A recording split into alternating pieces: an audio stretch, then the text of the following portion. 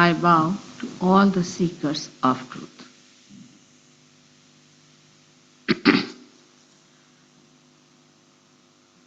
Yesterday, we talked about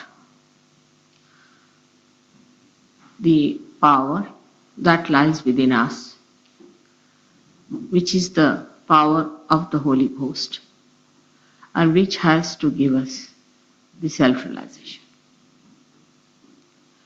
Now, one may say that we have never heard about such a thing. It's a very new idea. But this is the knowledge of the roots. In the West, we have the knowledge of the tree. And somebody must also have the knowledge of the roots. There's nothing objectionable about it. Like in the East, people learnt about science and other knowledge that the Western people gathered. In the same way, when this tree of life grew so big, there was a search inside as well. And when that search started, they, in their meditative processes, they found out that within us lies the power which can give us self-realization. But this very, very ancient discovery. This is nothing new that I am telling. Only thing is that today the time has come, the blossom time has come, that many can get self-realization.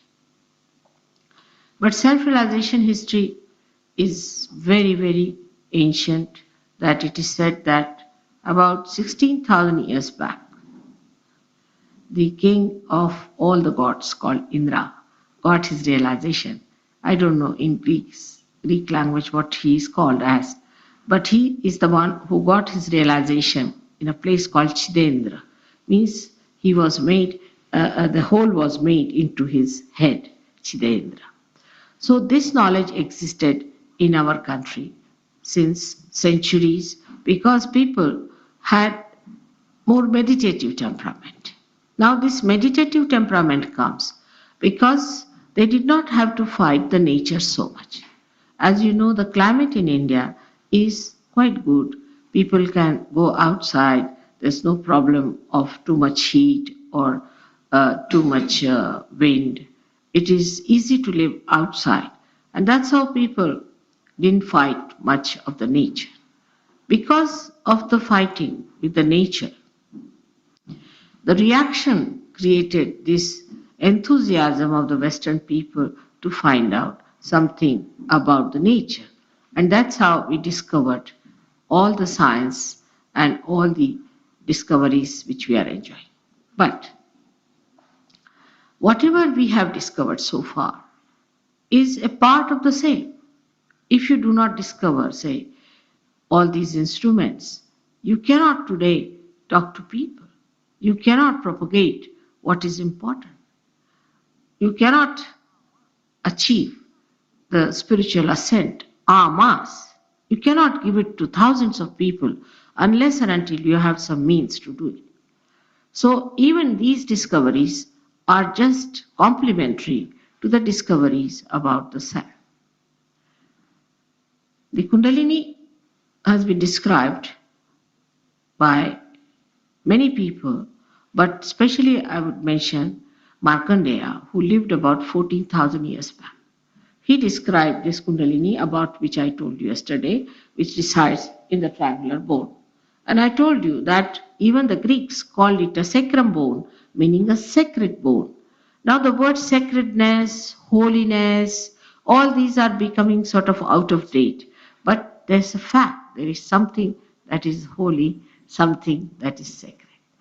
Now what is this sacredness is? What is this holiness is?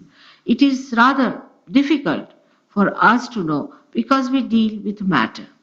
And matter doesn't talk about these things. At the most, if you go on with the matter, you go on analyzing it one after another. And we reach analysis of everything, disintegrating the other parts. Like medical science now. If you start studying the human body through medical science, which I also studied, you go on analyzing it. Ultimately, you reach a point where you will find a doctor, one doctor for one eye, another doctor for another eye. There's no synthesis. But when you go to the roots, it is the synthesis of all the nature, of all the characters of a tree. So this is the difference between the approach of one to another. Now this knowledge was not written down, was told to people, communicated to very few people, and that's how it was passed on from people to people. In the earlier days, they tried only on one or two persons whether they could get realization. At the time of Rama, his father-in-law was the person who was quite deft in giving realization, but he gave realization to one person called Nachiketa. So you can imagine that how difficult it was to give realization to one person. First they had to cleanse a person, then tell him to lead a very austere life, a life of balance, all kinds of things were done, and then the Kundalini was made to rise. That too, one by one, every center it used to rise. And then they would see that it was established. For that, they had to lead a very secluded life.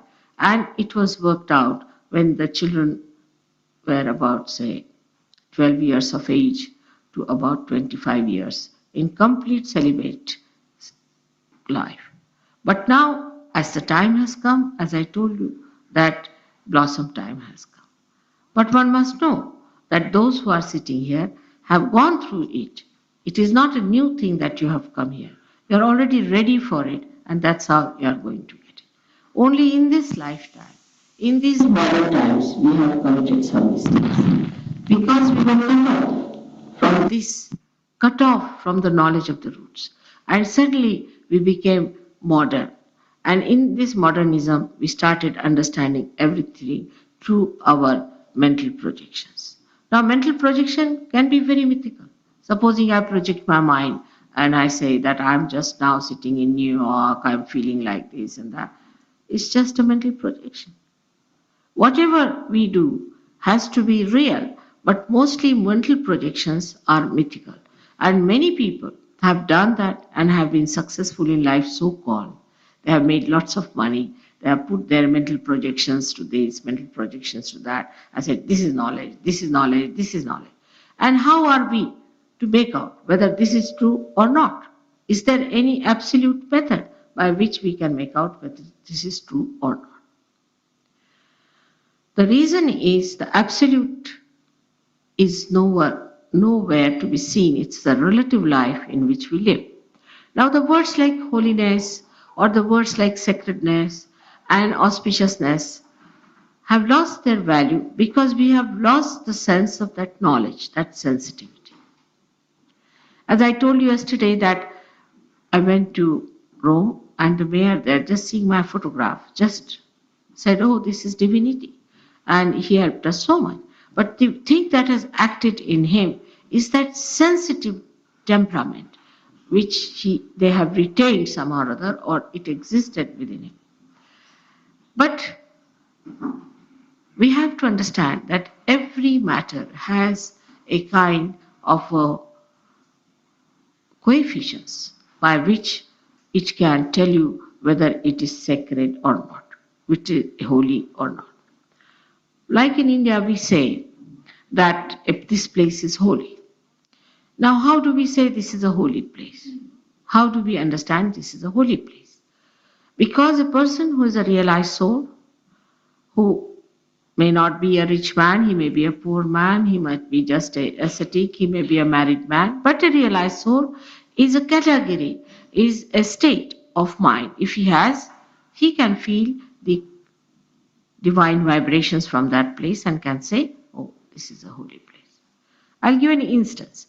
In Rahuri is a place called as Musalwadi. And that place, they have got a huge big lake. And that lake was to be put into proper channel. So they thought, make a big bund on it. So they tried to make an English one. It is about 50, 60 years back, an English engineer tried to make a bund there. And at a point, he found he could not build anything. The thing that he built used to fall down. Again, he used to build something, used to fall down. So he was surprised.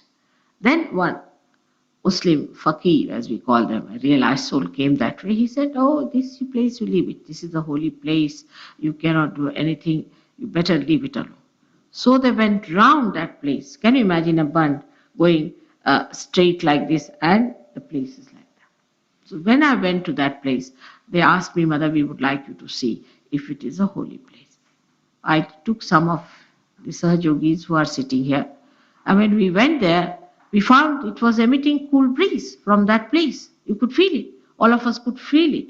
Now, it is something, a miracle for people to think that how this can give cool breeze. Now, as you know, that the spiritual touch of anything starts emitting vibrations. There's another example I'll give you. When I went to Kashmir once, and we were driving along a road, and I just felt tremendous vibrations coming from somewhere. So I asked the driver, I said, is there a temple here or something? He said, no, it's all wilderness. I said, all right, let's go the way the vibrations are coming. So we went to a place of complete wilderness and passed through that. And then we saw some poor people living there, some Muslims. So I asked them, is there any temple here? They said, no, we don't have. But we have a mosque ahead. I said, what mosque is that? They said, this is Hazrat Bal. I said, Hazrat Bal? He said, there's one hair of Muhammad Saab kept there. I caught it about 5-7 miles away from there. So we went and we saw, And I saw it was there because it was emitting vibrations. Of course, we couldn't see the hair because the hair was kept inside. Now, this is the thing we have been told even in the Bible, that whatever is created by Mother Earth or by the sky is not to be reproduced and worshipped. Now, we must think what is created by the Mother Earth. We never think on those lines. We just accept whatever people give us the interpretation. But let us think what is created by the Mother Earth. This is what are the holy places created by Mother Earth. Say, for example, Stonehenge that you have here. Perhaps you do not know it's a holy thing. All these stones have come out of the Mother Earth. Then some stupid people must have taken it out, tuned it up, put these things. But actually, the stones that have come out are really the stones that have come out of the Mother Earth. If you go there and see, it has vibrations. Not only that, but it is made in the same way as this Kundalini is. So you had on this island some people who knew the knowledge of the divine. They definitely knew. Otherwise, how is it they went round and made a circular thing like that? And they even now go, these druids go and worship there. But they don't know what they are doing. They have no idea what they are doing. As I told you yesterday, like Muhammad Saab has told you how to do namaz, but the Muslims don't know why to do namaz. What does that mean? What all these things mean? What Allahu Akbar means? They just do it because they are told. So there's a gap between what we are told and the gap between what it is. But there is a coefficient of divinity in a thing. Unless and until you become the spirit, you cannot feel it. Like the magnet can feel the magnetism. In the same way, you have to become that which can feel all those beautiful things which we call as the divine vibrations. Now, the divine vibration flows within us when we get our self-realization. Before that, we are cut off from our spirit.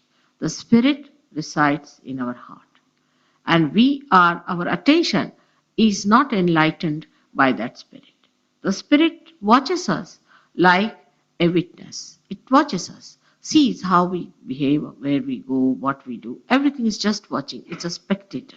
That's the situation is of God also. God Almighty is watching the play. He's watching the play of His power, which we call as the Holy Ghost. Holy Ghost is the power, or we can say is the mother who has created the whole world, who has created the whole universe, and is showing the play to one spectator, that is the God Almighty. And He is watching all that play. And when He is watching that play, He wants to enjoy it. The moment He doesn't like it, He can destroy it. In the same way, within ourselves resides this spirit which watches us and sees what we are up to, what we do. But the Kundalini, this one, which is the Holy Ghost, the reflection of the Holy Ghost, which resides in the triangular bone, records everything that we do. It's just like a tape recorder.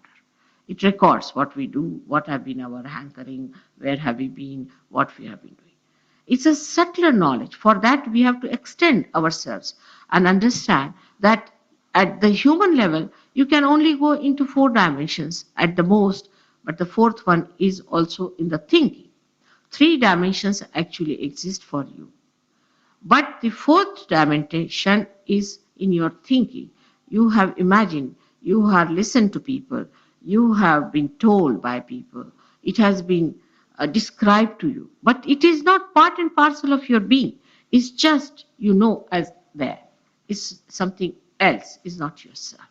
Now this 4th dimension you have to achieve. So to know this 4th dimension, there has to be some arrangement within us. If we are created for that, if we have to become the 4th dimension, there must be some arrangement within us. And this is the arrangement we have got of our subtle being, which remains working as parasympathetic nervous system. Now this parasympathetic nervous system is a system within us which nourishes us, gives us balance, repairs us, just like a fountain of every energy. But that too has limited energy. Sympathetic nervous system we use when we have any emergencies. As we run fast, we develop a very high speed and the heart can start pumping very fast. But when we relax, heart comes back to its own position.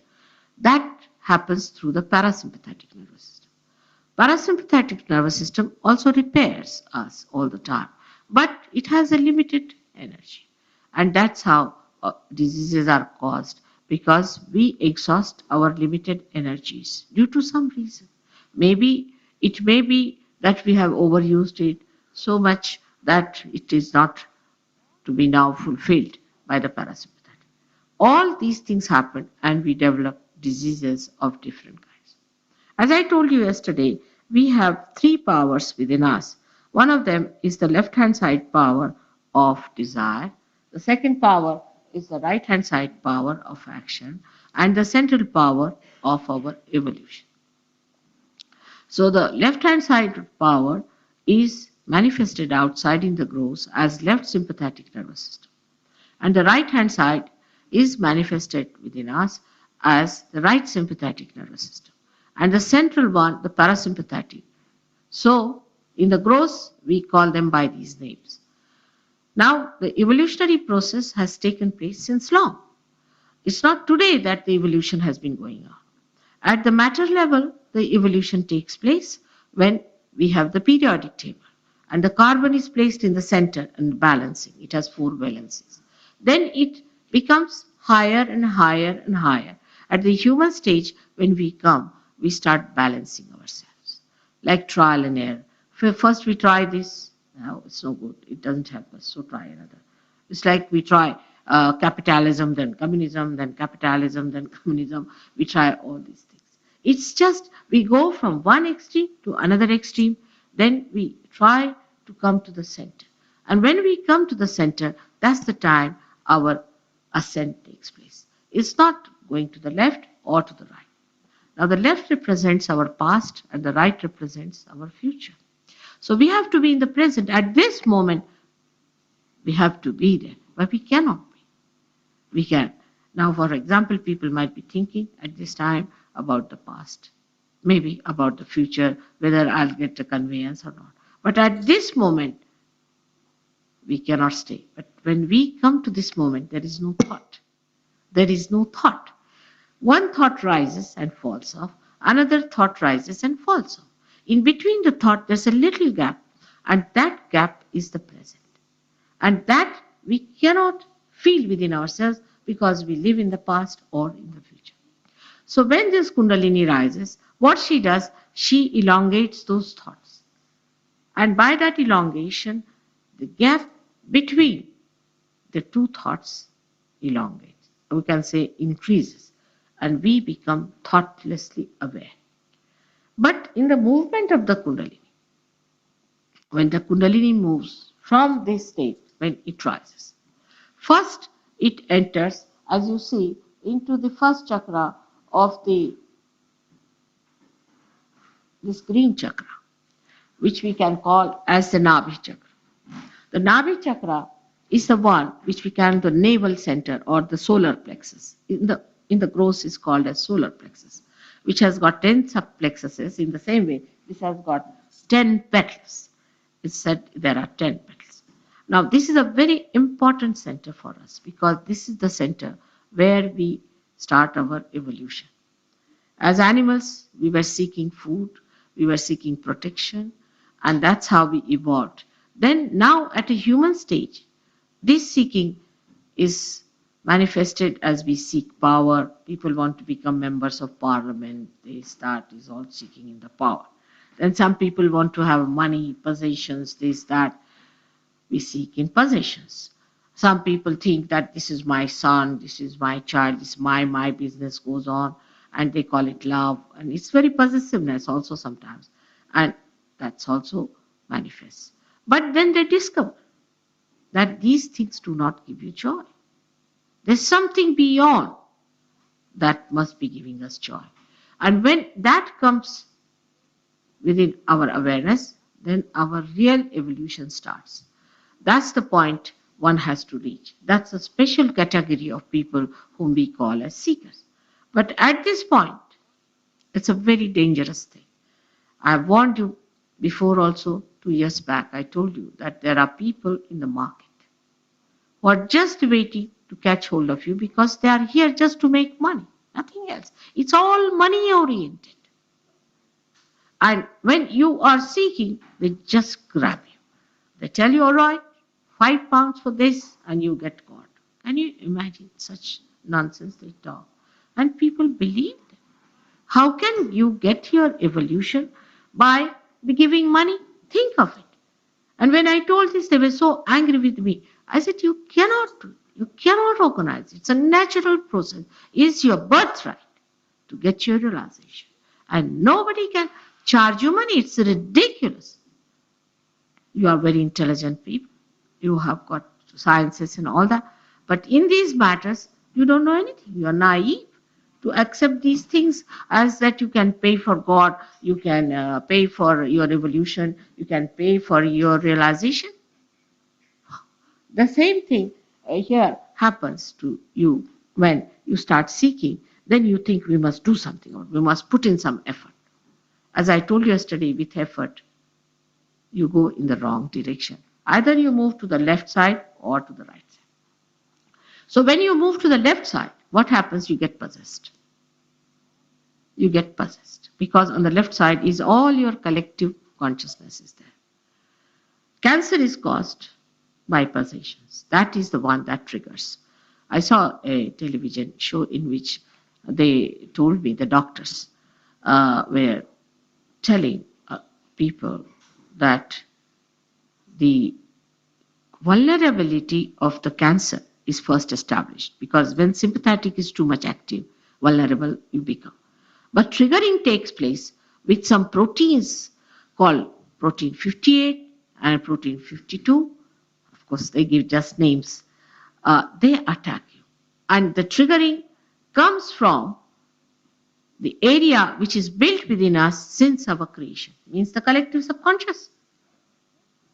So unless and until you get possessed by something, cancer cannot be triggered, though we are vulnerable every moment because we are so much on the sympathetic. All the time we are in emergency. So this kind of an attack comes to us from this area which is built within us known as collective consciousness, subconscious. Now this collective subconscious is existing within us since our creation.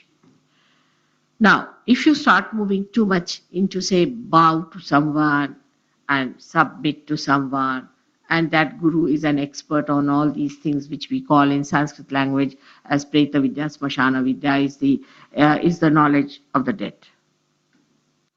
Then they can entice you. They can mesmerize you.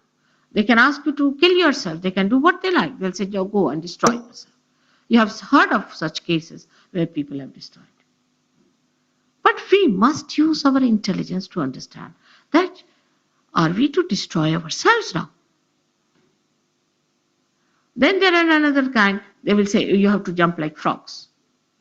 You have to jump all the time. Anybody can jump. What is so great? But are we to become frogs or worms?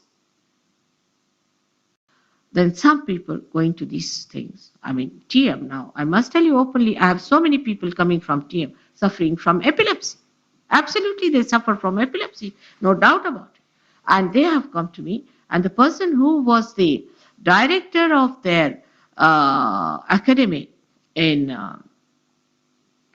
what was the place? Roanoke, in Scotland. He came to me and he was suffering from epilepsy. His wife was suffering from epilepsy. His child was suffering from epilepsy. The fellow was such a rich man. He was a diamond merchant. He became a bankrupt. He had to go away to South Africa. The wife is now gone to India. But she's so fed up of life. Now, of course, she's cured with Sahaja Yoga.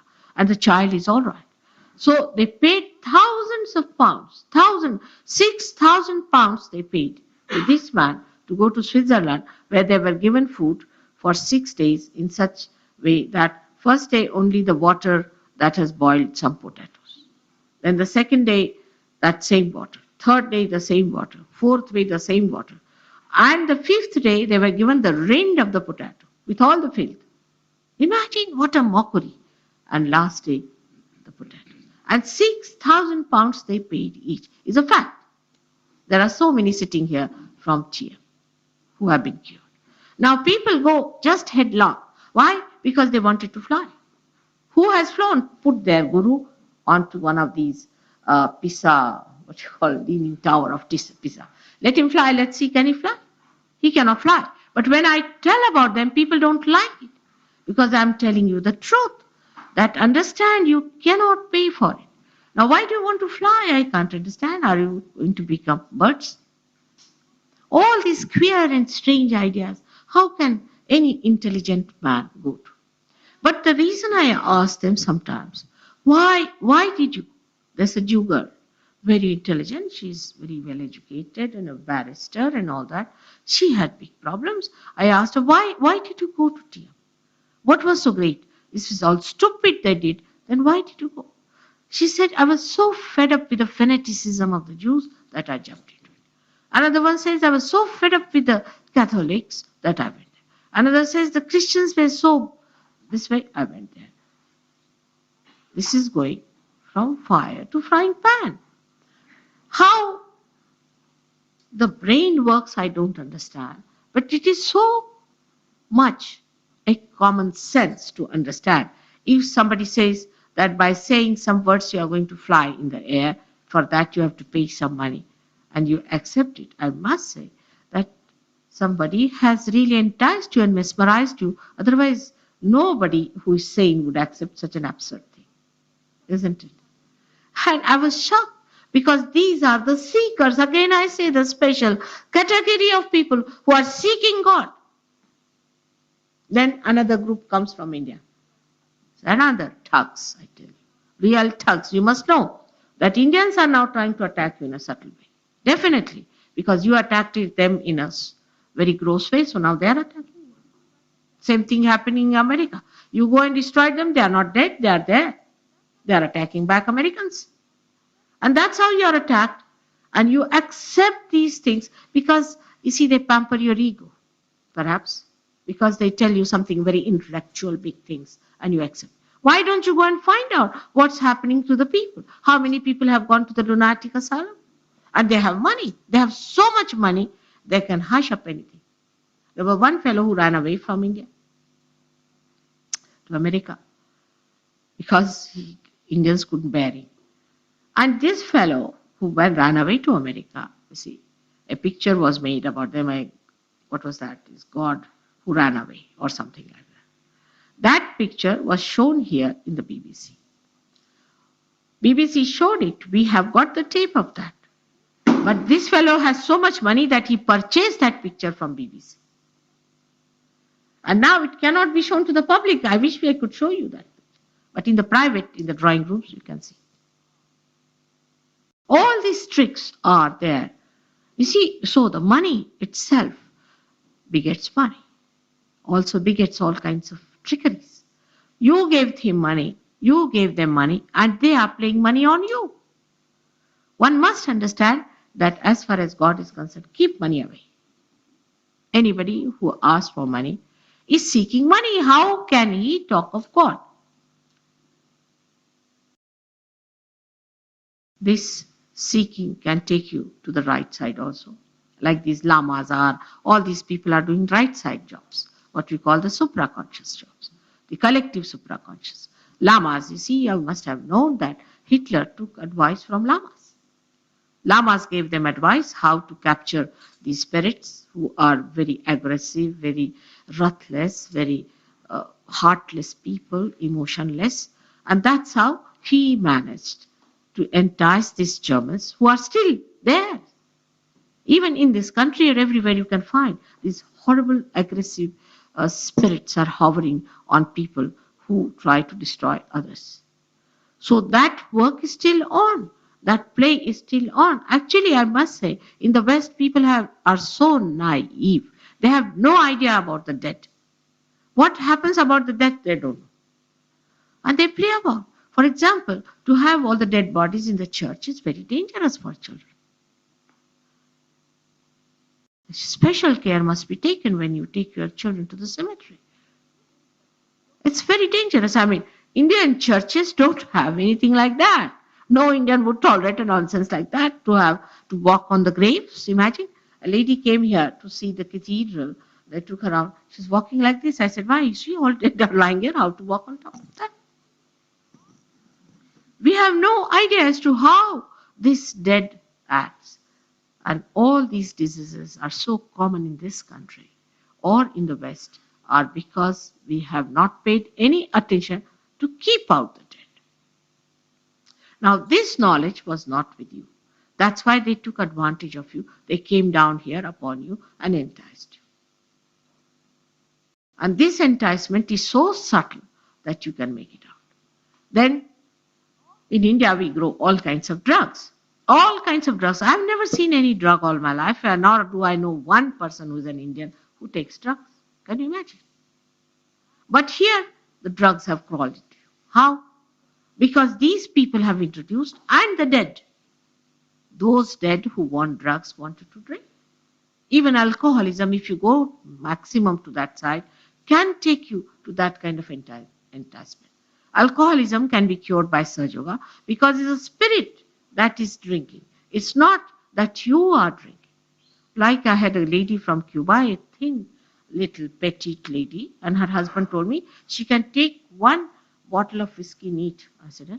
She looks such a little thing. How can she take one bottle? Yes, she does. So I asked her, I put a bandhan, as we call it, on her. And I saw a huge, big Negro coming out of her. I asked her, did you know any Negro? She said, Mother, you see him. You see him. This is the one who drinks. Everyone blames me. Really, she said so. And now she's a cured woman.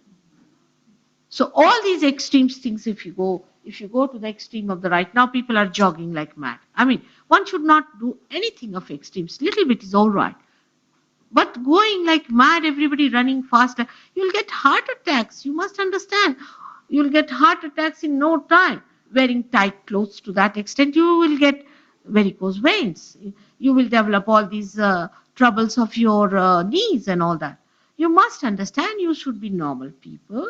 You should keep yourself in a way that you do everything in a moderate manner. So you keep in the central path of evolution.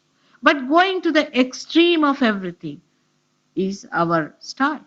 We go to extremes. As Indians also go to some extremes, and you go to another extremes. We can see the French going to another extremes. Everybody is like that. They are towards the extremes. But keep a moderate life. And the one who leads a moderate life is very easy for him to get his ascent. Now the same seeking becomes the seeking of God, seeking of beyond, seeking of something higher. And that higher is the spirit. You have to become the spirit. And when you become the spirit, what happens to you? That we have to see. When you become the spirit, physically, you get all right, automatically. When you start getting the vibrations, physically you are all right. Leukemia can be cured, cancer can be cured, so many things can be cured. Why? Because the exhausted energy that is in your centers gets refilled. You get connected from here to the whole, to the subtler energy which is nourishing, which is permeated into everything, which is nourishing everything. You get in contact with that. This is the yoga. And all the time that energy is flowing within you. When it is flowing within you, you do not get into tensions. Not only that, but this connection makes you an universal being. You become part and parcel of the whole. You are already, but you are not aware. For this finger is aware that it is a part and parcel of the whole. But we are not aware that we are part and parcel of the whole. So what happens? That we feel, oh, we have helped this gentleman, we have helped that gentleman, we have done so much for that person. Actually, whom do you help? You help yourself. If this finger is sick and if this finger rubs it, is it helping anyone? In the same way in Sahaja Yoga, we are not helping anyone, we are helping ourselves. Because it just flows to that area which requires help. That's how. But you become collectively conscious. You start feeling where you are lacking that vitality. in what center you like it, on your fingertips. As I told you, that English language has a beautiful sentence called fingertips. So on your fingertips, you can feel it, what is lacking in another person. Then the compassion flows. You become the compassion. You don't have to say, oh, I'm so compassionate. Well, you are compassionate. But it is a compassion that starts flowing. And when it starts flowing, you enjoy. You don't say, I do it. You say, it goes, it comes. You start talking in a third person. The word I goes away. I believe, it doesn't. Then we say, we believe. Because we are not alone. We are so many. How can we say I? Who is the I? I is lost in we. The energy flows to another person without any difficulty. But inside yourself, the peace, the joy that you feel. The attention is so enlightened that you pay attention to anyone and the person feels all right. You think of anyone, you want to know, just put your hands. Like we have someone here from Scotland. He was one of the first few who got realization and very great intellectual. So he started doubting. He thought, how can it be sitting down here? I can feel something. I said, all right, what do you want to know about? He said, my father has not telephoned for some time. I would like to know. I said, all right, you put your hands like this and try to find out how is your father. Very gross level it is. So he put his hand. He said, mother, I'm getting a burning hair. What does that mean? I said, it means that your father has a very, very bad throat trouble. He said, really? I said, yes. These are all your father's centers. And this center is for the throat. So he telephoned, very bad bronchitis. This is the word I used. And he telephoned to his house and his mother answered. And he said, where is father? He said, he's down with very bad bronchitis. He was amazed. I said, all right, we'll cure him now. And we just rubbed his finger quite a lot. And there it was, the phone came after 1 hour. Your father is all right, surprisingly, miraculously. I don't know how he got well. So physically, you are all right. Mentally, I have seen many mad people become all right. Because how you become mad is that there is an imbalance. You went on to the left side too much, you are pulled back, you become all right. Then emotionally, you develop a balance. You see, all the time we say, my, this is my sister. Till we discover that she's a snake in the grass. She's my sister, she's my husband, my wife, she is my father, all. But then you see them in their real way. For example, maybe your own sister may be a snake in the grass, and maybe your husband may be a gem of a person. But how do you know? How do you know that this person is like that or that? On your vibrations you can see. Same thing you can ask about these gurus who have come. You ask just a question, what do you think of this guru? Now, anyone. If he's a horrible one, you will get burning on your hand. Sometimes you get blisters on your fingers and you are surprised how you got these blisters. But the people who are enticed by them are absolutely gone cases. Till they are absolutely finished, they don't come to search you. It's very difficult to convince them that you get out of it, you are enticed, because they think, firstly, they are paid for it, so they must go through it. It's a human nature.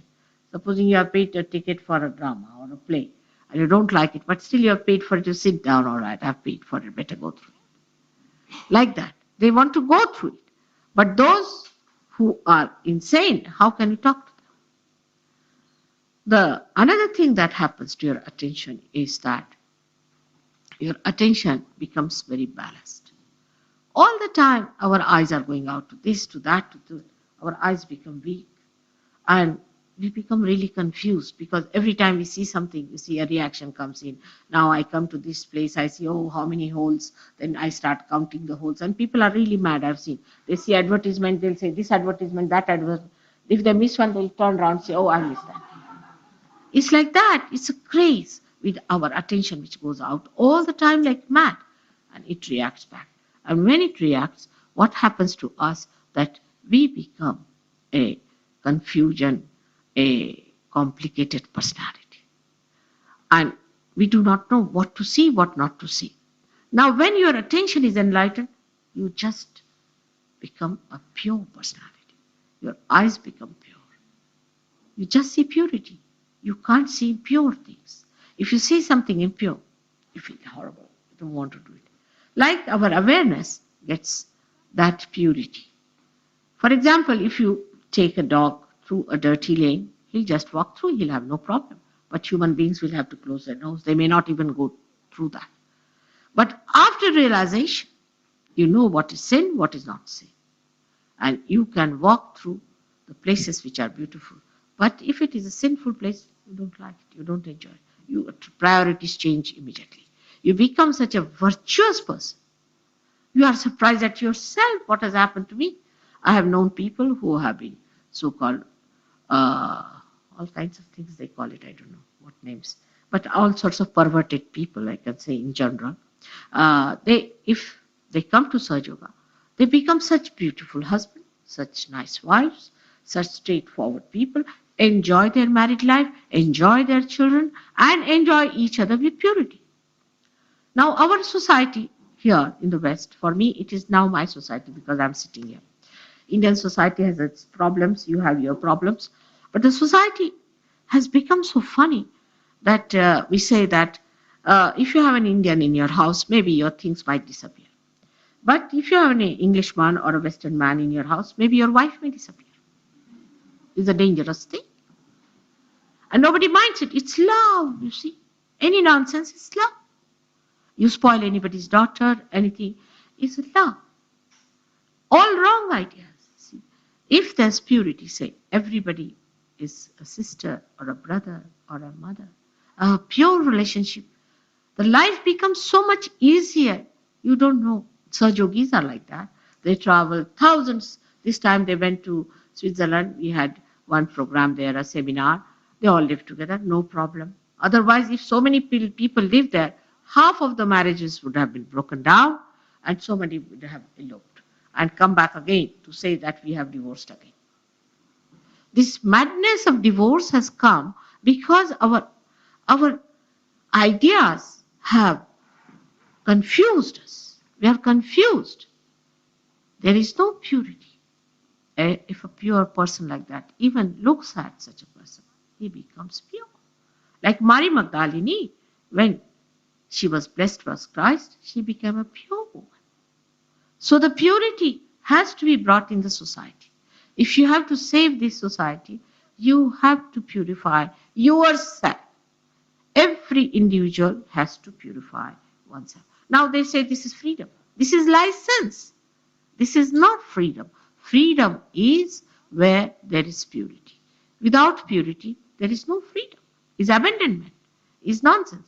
And that's how we have felt about our life. Of course, when I'm saying that, please don't feel guilty, because that is another thing can happen to you. It's just I'm saying, just telling you how you purify. But don't feel guilty about anything, because whatever I say, you have to forget about it. When I'm giving you realization, don't remember all these points. Otherwise, it will be difficult to give you realization. So that's past, finished, gone case. Don't worry on that. Just think that how we immediately become part and parcel of a pure, beautiful society. The race that has been described, the race of God, that what William Blake has described, that men of God will become prophets and they'll have powers to make others prophets. For example, for a saint, there is nothing like a temptation. He doesn't do wrong things. Why? He just doesn't do. He doesn't have to tell himself that I don't run away with his things, or I don't run away with his wife, or I don't do this wrong, or I don't murder anybody. He doesn't have to remember that these 10 commandments are there. He's just there. He doesn't have to remember. How? Because he's gone above this. These 10 commandments are in these chakras. In this chakra are these 10 commandments that we have to keep a balance. Don't do this, don't do that. That was all right at the time of Moses. If you say these days don't do, you'll have it. So, best thing is to raise your kundalini. Once you become the spirit, you become your own master. You start guiding yourself. You know what is wrong. You don't just like it. I don't have to tell you, you just don't like it. You become a different personality. Like I told you, a dog becomes a human being. He doesn't like a dirty lane. And when a human being becomes a saint, he doesn't like it. He doesn't like it. But it doesn't mean that you run away to Himalaya, you run away from here, nothing. You lead absolutely a normal life, but you are a detached person. And that's how you enjoy the most. For example, see, this carpet is beautiful. It's not mine. I don't possess it. Thank God. I can enjoy it better than the person who possesses it. Because the one who possesses it, might be thinking, might be dirty. Mother is sitting there. God knows what's going to happen to the carpet. I may have to take it for dry cleaning. Or some sort of a problem will be in his mind. But for me, nothing. I'm just enjoying. So this idea of possession is a myth. We do not possess anything. It's a myth created by human beings. You see, they have a registration office where they put it, this is belongs to this person. But can we carry it with us when we die? It's all outside. And that's how we understand. And then we understand something very, very beautiful about matter. That the matter is for giving others. Matter is to express our feelings to others. And you become generosity. And generosity has its own blessings. I enjoy my generosity very much, but sometimes, I feel generosity gives a problem to me because I open one door to give and 10 doors are open to give me. Now I don't know where to keep them. You see, it's very difficult. Now we had a big house. Now my husband is saying, you better have another big house. I said, why? He said, these things what to do every day. You see, you are having from 10 doors while you are giving for one door. Now, if I open 10 doors, there will be 20 doors open. Generosity fills you completely. You are not at all in need of anything. You try that. Open your heart. You have to open your heart. People don't open their heart. They're so frightened. They'll open a chink and see, who's there? Oh, I see. It may be raining. It may be a snowy day. A lady might be standing with a perambulator and a child would be inside that, but she'll be afraid to see from a chink. Who is going to invade you? Who can destroy you? Who can destroy your spirit? Just enjoy your generosity. See how you will have everything. I'll give you a very small example of this in my own lifetime. I've been like this all my life, and my husband had problems, and my family had problems because of this. One day, I was just sitting outside and knitting something when I saw a lady coming down with two other men, and she said, we are refugees from Punjab. We have no place to live in. And I had a huge house because my father was member of the parliament and he had a huge house of his own. So I said, all right, there's a room here. You come along and settle down. Well, I didn't ask who they were, what they were doing. I said, it's an outside room. Let them stay there. They stayed. Then my brother came in. You see, he is now a minister. You see, very careful man. And my husband came in. And my brother screwed into his brain that this is wrong. We don't know. These may be thieves. These may be this. And my sister always does like that. I don't know what's going to happen to us. I said, whatever they are my responsibility. Now you are not going to drive them out at any cost. At that time, a war started and people came to kill. And one of them was a Muslim. So the people came in our house and they said, we have heard there's a Muslim staying in your house. I said, see this? I'm a Christian, but I put on this. I said, see, this is a mark. Now, do you believe me or not? I said, you better get out from it. And they went away. And the fellow was saved, you see. Now, he was a very great poet. I went to Bombay long years later, I should say about 12 or 14 years later. And we were making a little film about something, and I was dealing with it. So I said, I know this lady, but I won't come there to ask her because she was a great film actress. I said, I will not ask her because she'll have no choice. They said, but you must say something about it. I said, no, nothing. I'm not coming. You go and ask her. So they went and asked her. She said, no, I cannot join. I must have so much money and you cannot have me for nothing at all. And this, I don't believe in all these charities, this, that. So I kept quiet, didn't say anything. But for the opening of the film, I went and she was there. She looked at me and tears started rolling her eyes and just came and embraced me. She said, I didn't know you were with this. I said, I know you didn't know. But she said, forgive me. I'll give money. I'll give everything. This is the lady who saved me long time back. And everybody was amazed how this lady who was so materialistic and so particular about her payment has suddenly melted away. She said, oh God, now I learned. I've forgotten what it means to be generous. And she was completely changed after that. So all these things are the quality of the spirit. It which is not afraid of anyone. Why should you be afraid of anyone if you are one with God? Look at Christ. He had nothing to do with a prostitute.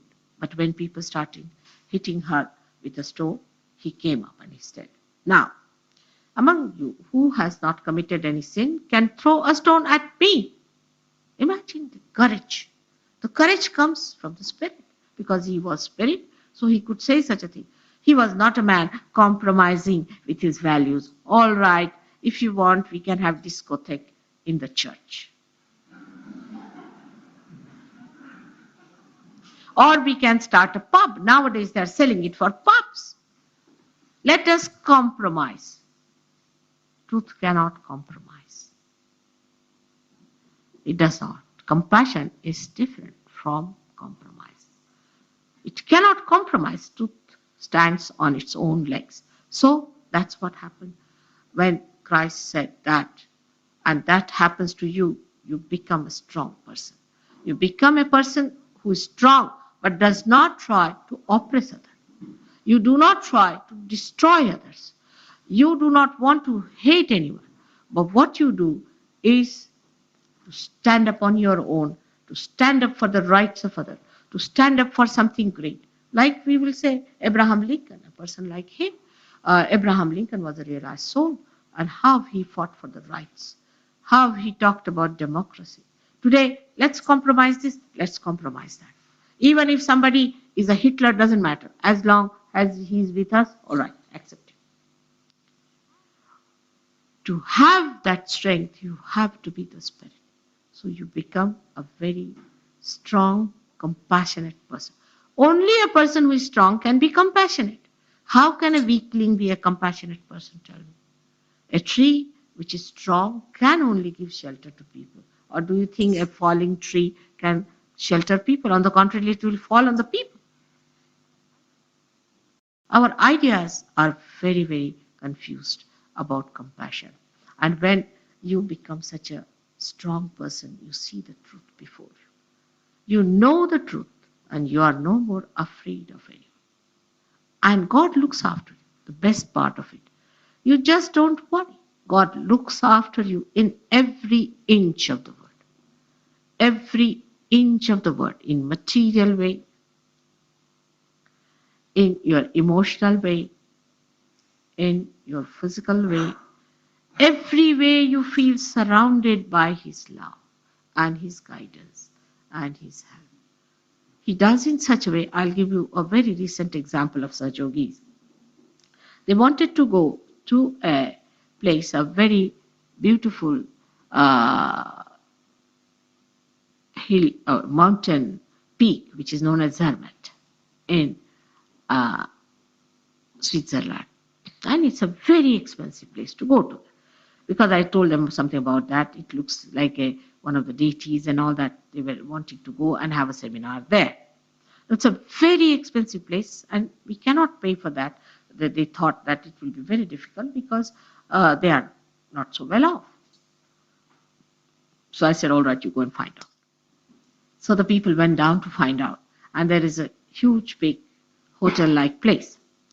And, they said, when do you want to come? So they said, such and such date. Oh, for that date, they just ran. Oh, very good, very good. If you want to come for those dates, we somehow or other cannot fill those dates. So we are very happy. And they were charging 70 francs per night. And for 3 days, now they are charging us how much? 33 francs for 3 days. Means about 11 pounds or 12 pounds. Can you imagine? And now all of them can go and see. Now, this is just a miracle. And so many miracles take place like that. Even the poster they have put here, you have seen a big poster in Brighton. Now, we can't afford because we don't take any money. Whatever little money they have, they collect and put things. They were finding it impossible to advertise. We cannot compete with these false people on two things. Firstly, we cannot advertise the way they can because they have money. And secondly, we cannot go on telling lies the way they do. They can tell any lies. They'll say that we will create a new world for you and there will be our goal for you and all those, because they're liars. We have our limitations. We cannot tell you lies. So these advertising thing also was impossible for us to do it, but they did it for a song, just for a song. I bow to all the seekers of truth.